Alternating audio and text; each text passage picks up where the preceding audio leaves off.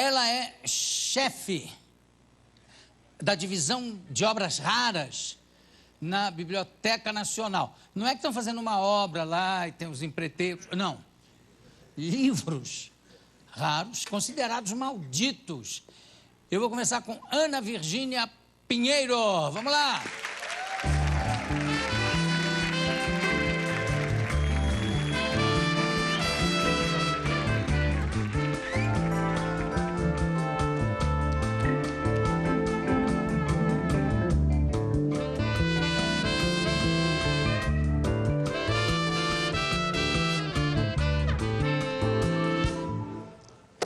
Ana Virgínia, tudo bem? Muito bem, João. E você, como vai? Tudo ótimo. Tá tendo muito trabalho lá com as obras consideradas malditas? Muito trabalho. E obras, assim, curiosíssimas. Um tesouro que a Biblioteca Nacional tem, que é nosso, é do Brasil, que sempre existiram lá, mas que nós estamos, assim, descobrindo, encontrando no acervo da biblioteca. Eu vou pedir, Edu, dá um pouquinho mais de volume, por favor, no microfone da Ana Virgínia.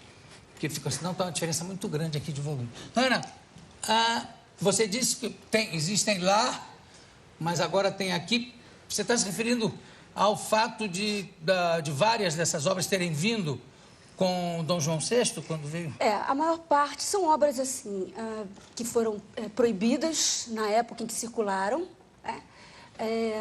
desde o início da tipografia, século XV, até muito recentemente no século XX. Essas obras foram, assim, identificadas por ocasião de uma exposição que nós resolvemos montar em junho sobre homoerotismo, com livros raros. Homoerotismo? Isso.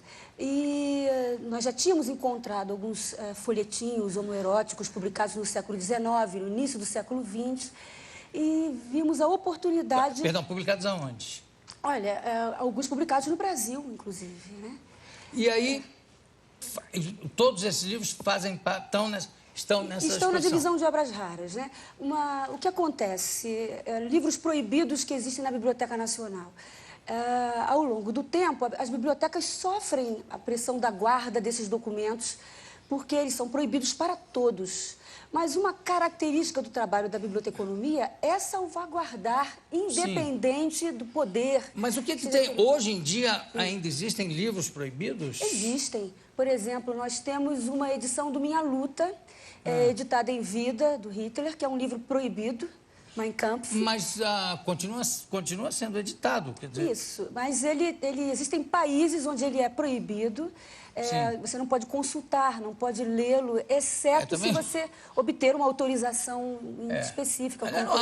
Não há, acho eu, quer dizer, o interesse que você tem no Minha Luta, do Hitler, é puramente histórico e para ver que tudo que ele falou, tudo que ele fez, já estava ali escrito, quer dizer, fez porque deixaram, porque essa loucura dele já estava a clara. Bíblia, hoje ele é a Bíblia dos neonazistas, né? A Bíblia quer dizer, continua sendo. Exatamente. E é assim, toda uma ideologia do racismo já está ali.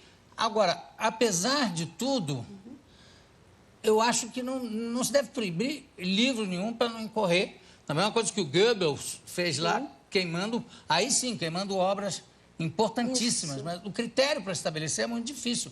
Porque é bom que se saiba que houve esse louco e que, no entanto, conseguiu convencer o povo talvez mais civilizado da época a se transformar em bestas verdadeiras. Né? Muitas dessas informações chegaram até a nossa geração porque esses livros proibidos, recolhidos, foram salvaguardados em bibliotecas, foram escondidos por colecionadores. Claro. Né? Mas, além desse, tem outros livros assim que você passa? Tem. Nós temos eu trouxe assim, uma série de imagens para te mostrar. Vamos ver, vamos lá. Sapeca.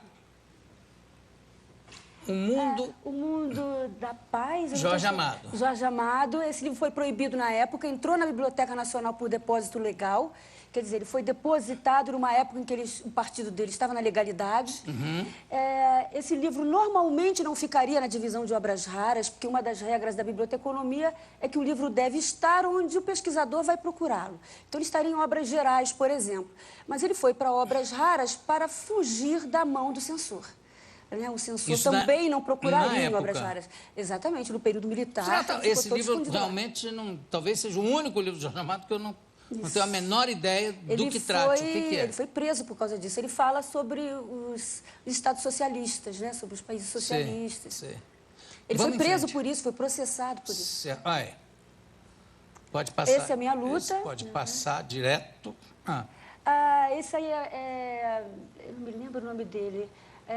Esse livro é interessante, é um livro do século XVI, que trata do que seria a lenda negra, uma teoria que foi nomeada no início do século XX, que seriam autores que viveram no século XVI, XVII e XVIII e que trataram dos colonizadores espanhóis como pessoas altamente destrutivas, violentas. Já em que século esse livro?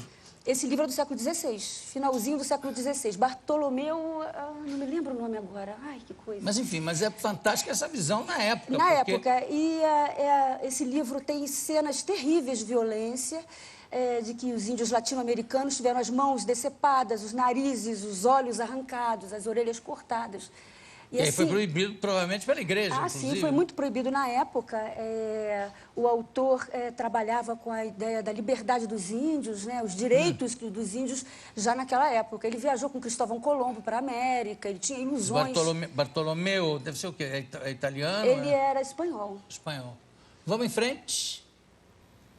Aí é Santo Agostinho, Cidade de Deus. Censurado, com as passagens cortadas pelo censor. Esse exemplar pertenceu ao rei. O censor da onde? Na época era o censor do Vaticano?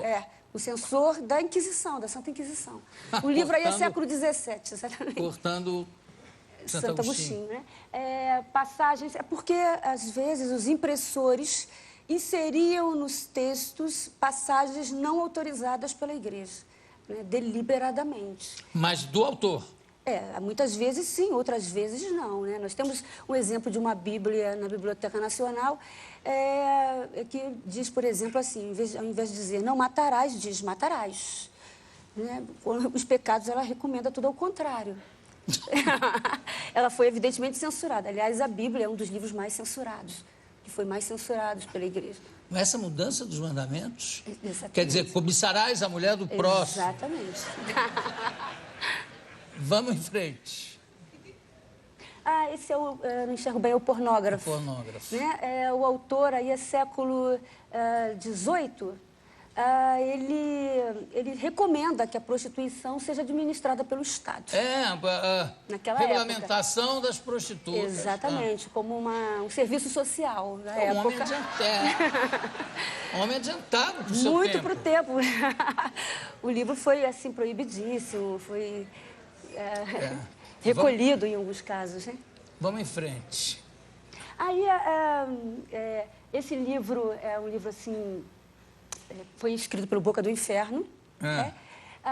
Ele foi publicado no finalzinho do século XIX, publicado censurado, as palavras de baixo calão foram substituídas por reticências. E um bibliotecário do século XIX, que era um estudioso do Boca do Inferno, preencheu os espaços, a tinta, com o texto original. É engraçado chamar dos Três Pontinhos, tem uma peça do Sartre chamada, em francês, La putain respectueuse, né? A puta respeituosa. E aqui, ou respeitosa, a puta respeitosa. Aqui se escrevia a P... Sim. 3 pontinhos, respeitosa. Nossa. Eu falei que no México era la puta R. O ruim era o respeitosa, mas o puta tudo bem. O censor se atrapalhou. Vamos lá.